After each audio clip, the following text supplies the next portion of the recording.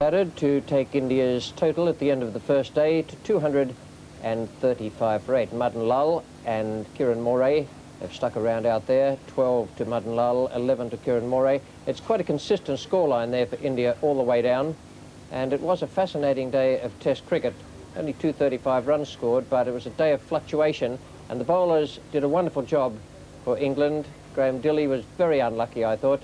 He kept going past the outside edge with his leg cutter, finished up with only 1 for 40. Lever struck back after some early hammering, 2 for 86. And Pringle, I thought, joined Dilley as being the best of the England attack. 23 overs, 5 maidens, 3 for 40. Embury got some turn, it's a slow turn without bounce. And Gooch did his job as the 5th bowler, coming in to take the 1 wicket. Quickly today, if they would have a real chance of getting on top on the second day of this game. We pick up play now with the very first ball of the day. Kiran Moray is taking strike. John Lever is the bowler.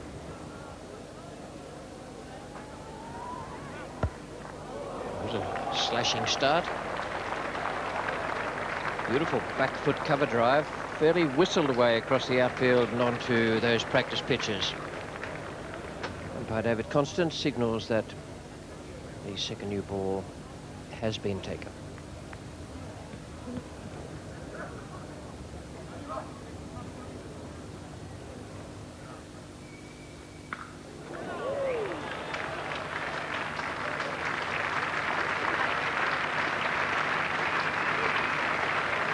Useful stroke. Graham Dilley.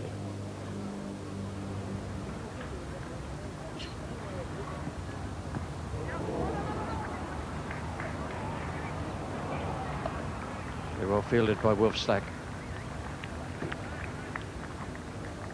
Excellent piece of cricket. Good Yorker from Dilley, well dug out, and some smart fielding from Slack.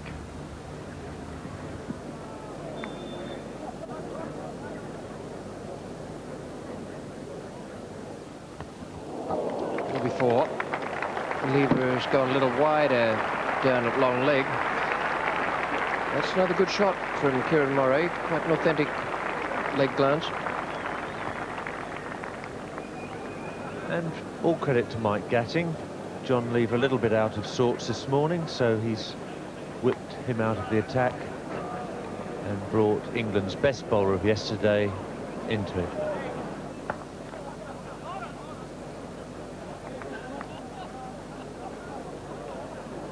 Well, for the second time, Derek Pringle has been spoken to by umpire David Constant. And the admonishing finger was waved also to the skipper, Mike Gatting.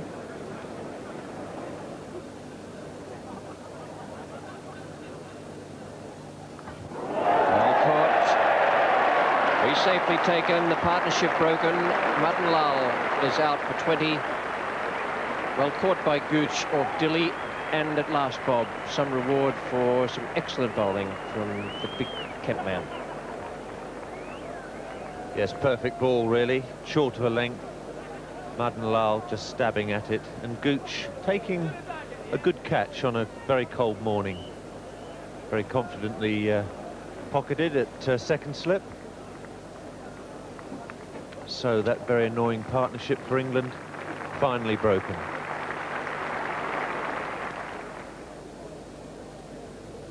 Inder Singh is the new batsman.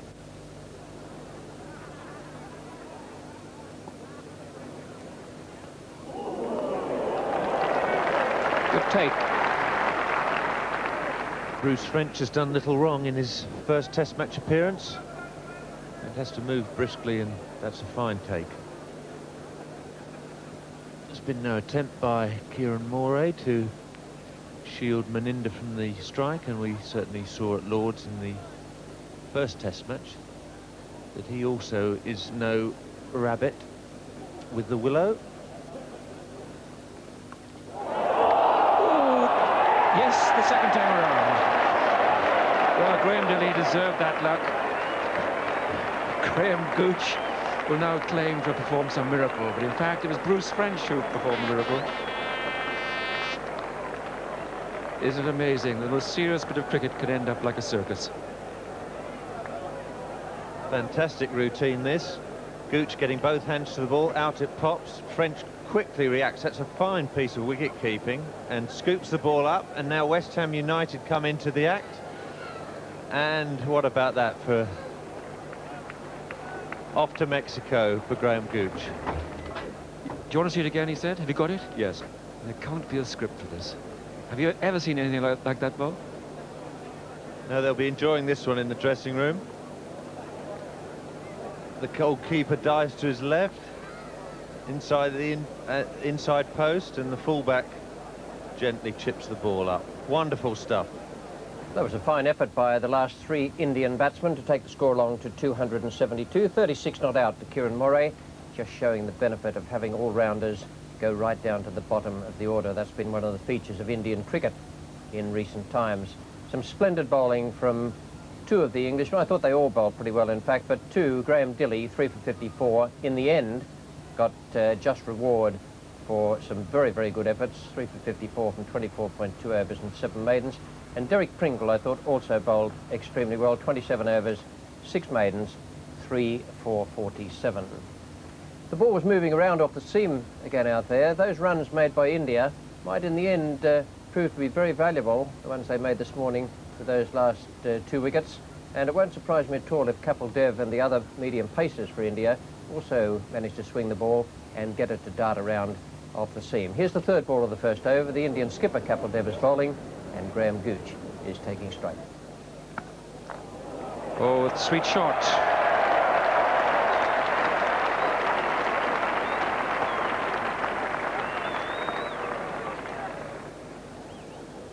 That's the super relaxed captain, Tom, I think. It's got to be 4 across. Caught Gooch, bowled Dilley. Madan Lal is the bowler at the far end. Given the benefit of the downhill run in, and at 35 years old, he might need a bit of wind assistance, land assistance, because Madan Lal has been called out of the Central Lancashire League to fill in. Bowling. Well, that's a great triumph for Madan Lal, and he is rightly congratulated. A woeful start for poor Wolfslack. His first test in this country. Bowled by Madan Lal for naught, and England are 4 for 1. Yes, after a very, very gentle loosener, I think we'll probably see this one swing in and brush the pad. Would have hit middle and leg anyhow. Brush the pad and hit middle and off. Very sad start for England and great disappointment.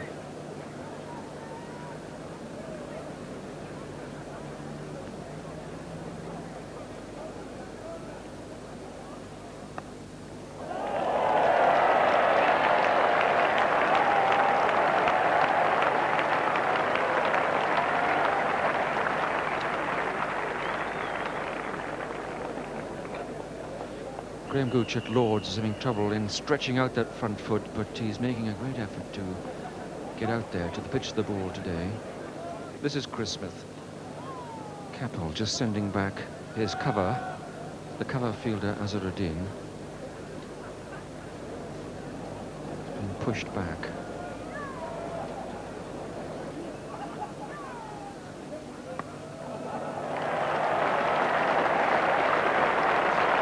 Very fast outfield today.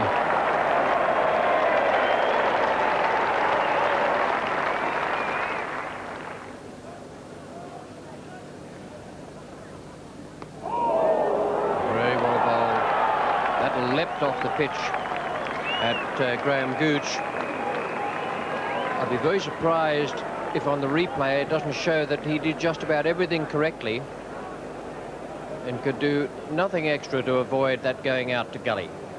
Yes, I think we'll see this one bounce, go like a leg break, and off the shoulder of the bat. Absolutely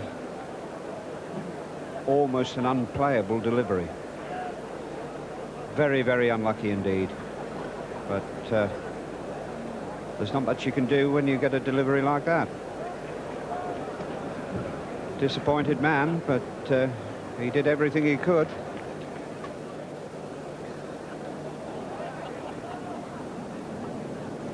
For 2, so real problems there for England. Alan Lamb is the new batsman.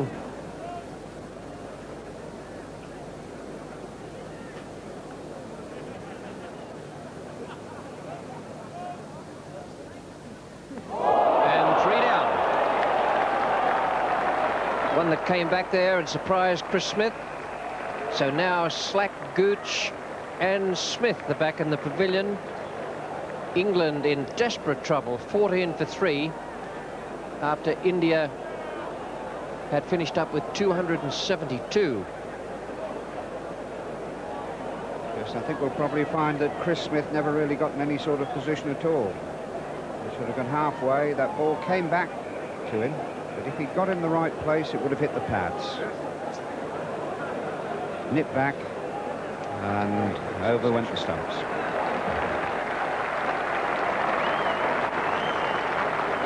Applause and good wishes for Mike Gadding as Chris Smith makes his way back to the dressing room.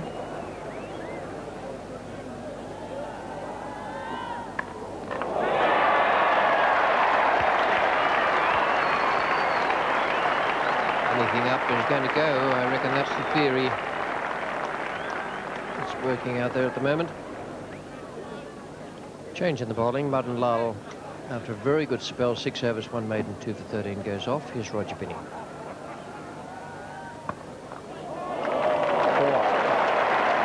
Good shot.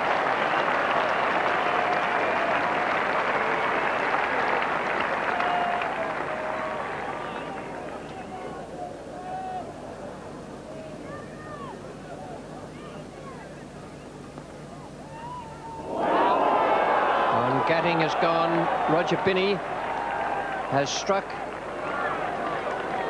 38 for 4 now. Gadding out for 13. Lamb not out 10. The England captain absolutely livid with himself for playing that shot. Very wide. And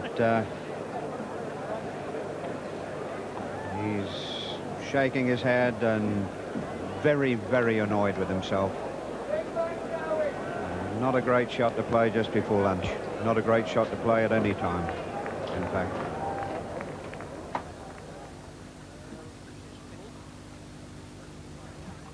Roger Binney is the bowler, bowling to Alan Lamb.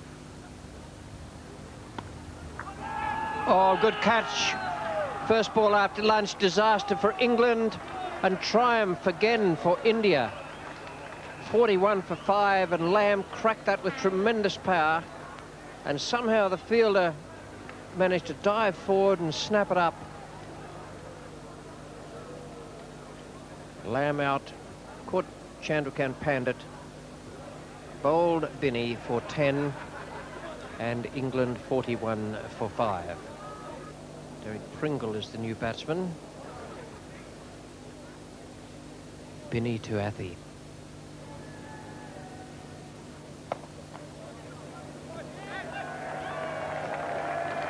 Well run and brilliantly fielded by Maninder Singh. It was going onto his wrong hand. So Athey was quick to go for the quick single to bring up the half century for England in 128 balls, but also for 5 wickets.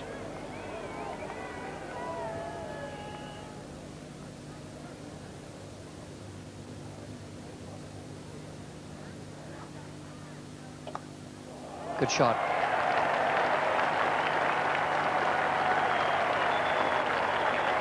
No one knows this ground better than Bill Athey. Played a lot of his cricket here with Yorkshire before going down to Gloucestershire.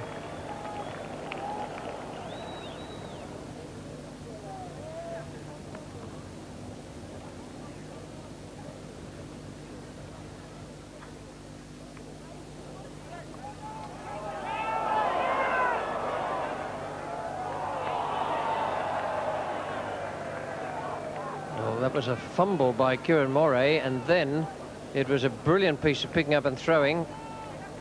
Comedy of errors, in fact, with Pringle having gone too far down, and then the ball bouncing up into Kapil Dev's eye.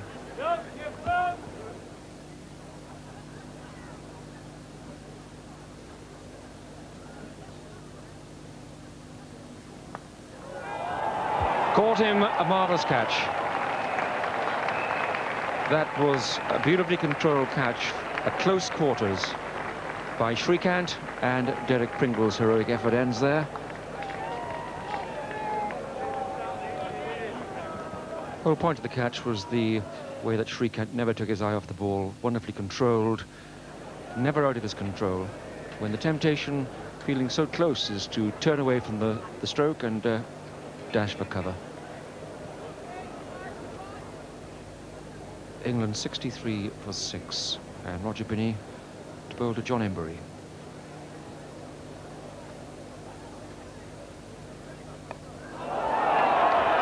That's out too, caught capital depth, second slip. Straightforward catch. Very well bowled by Roger Binney.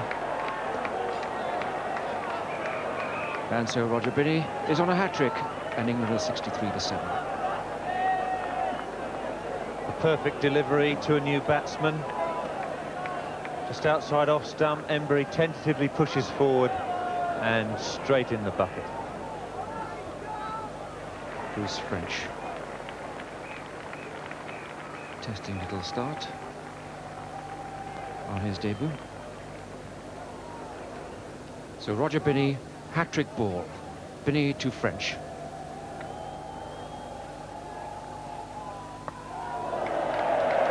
Oh, might be a run out. Maninda. Oh! Well, might well have been a hat-trick of wickets. Now, there was one there, and Bruce French went off. Hesitation at the other end. He hesitates. Athey flies past now. Maninda throws. And Roger Binney gets himself in front of the stumps, which makes it very difficult for him. Would have been better off behind, and in fact lifted the head. And England miraculously escape. Binney to French. Hold him. Well, what a spell for Roger Binney. It's the first time that Roger Binney has taken 5 wickets in a Test match innings. His previous best was 3 for 18 against West Indies, but he's beaten that today. 5 England wickets.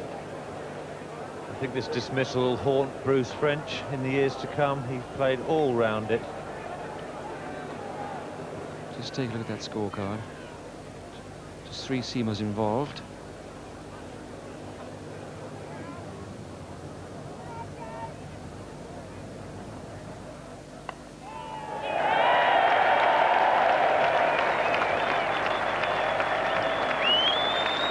It's like the ironic cheers around the ground.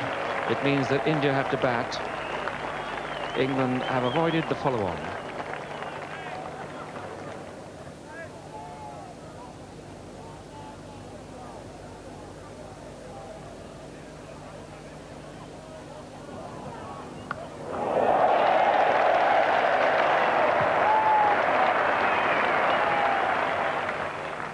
This is a lovely stroke, pulled down, and Bill Athey quickly into position.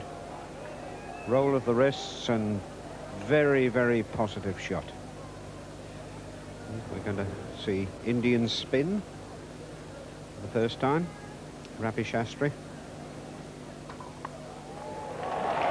Nice shot for 4, and that's the best partnership of the innings so far.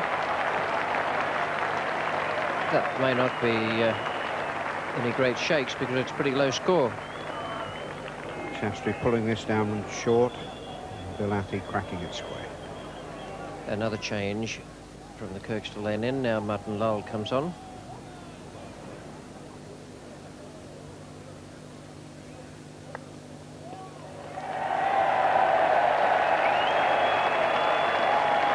$100 up for England. No shortage of cheers around the ground, and that's not surprising because at one stage it was desperation stakes to avoid the follow-on. 100 up in 254 balls, the second 50 in 126.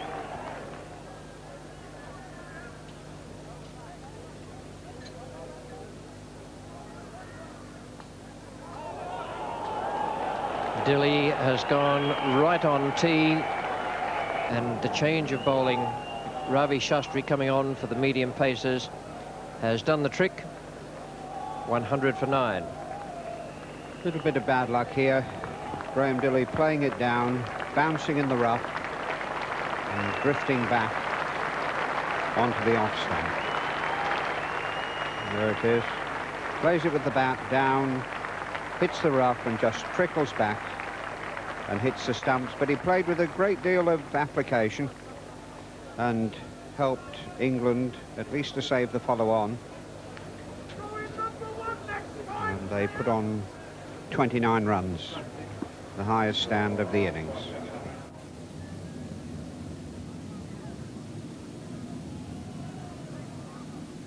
$102 for 9.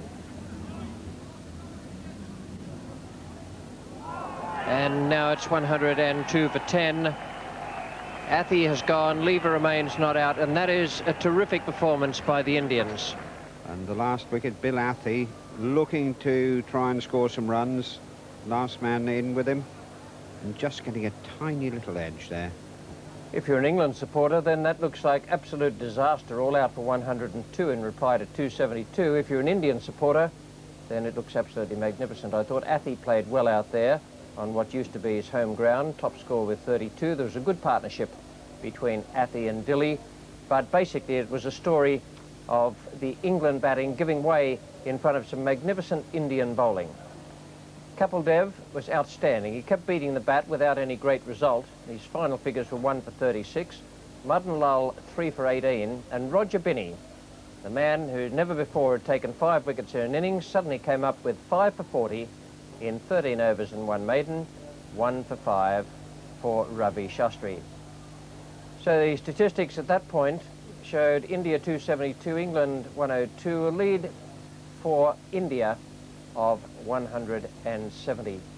Well, it was slow going at the start of the Indian second innings, so much so that only 9 runs had been added when John Lever came in to bowl the 3rd ball of the 6th over to Sunil Gavaskar. And that's a magnificent catch by Bruce French. What a superb effort. The ball was dying on him.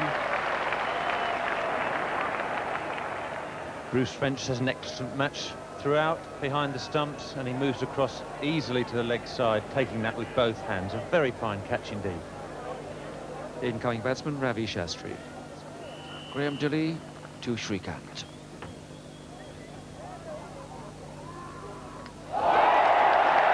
Now he's found his line.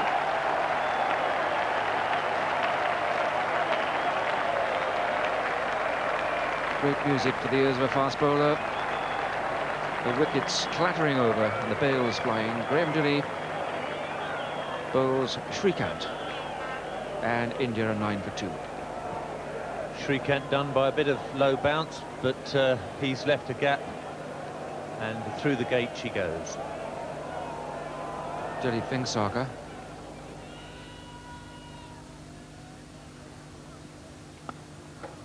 Oh, another fine shot by Fingsaka.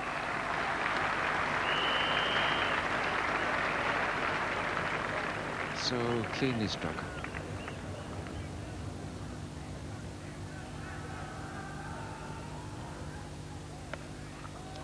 But that finds a gap. Lamb is the man who has to sprint around the 3rd man boundary. Yes, well done. And there aren't many better arms in the game than Alan Lamb.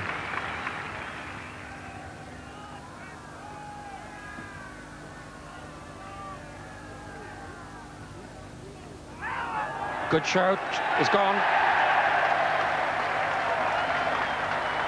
Disapproving look by Ravi Shastri, but John Lever was confident, and so is Bruce French. Concerted appeal. The ball just cutting back in, and Shastri not very far forwards at all. Still on the crease. Mohammed Azharuddin is the incoming batsman.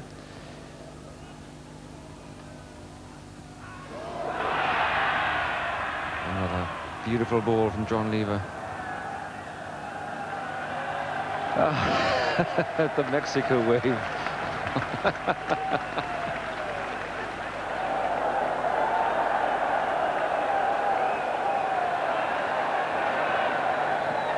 That's all too much for Azharuddin.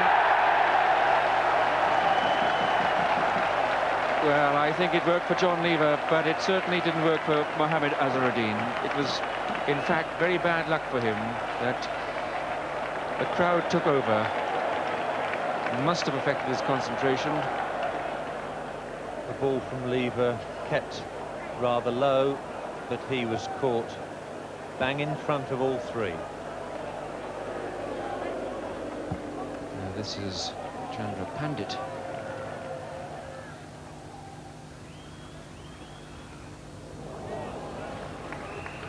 Just required a nudge, and that got Pandit off the mark. Derek Pringle into the attack.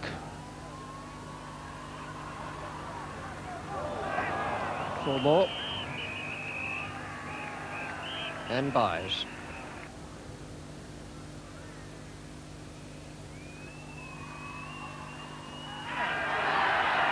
I should think that's outside off stump.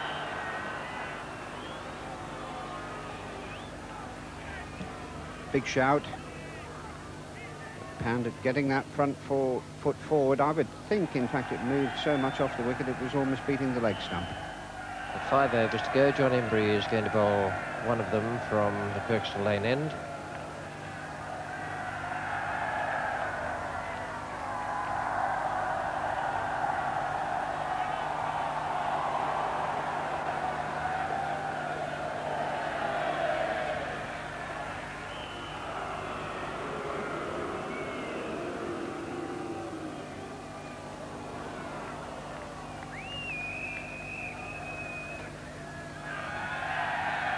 And that looked to turn quite sharply, and it certainly did too.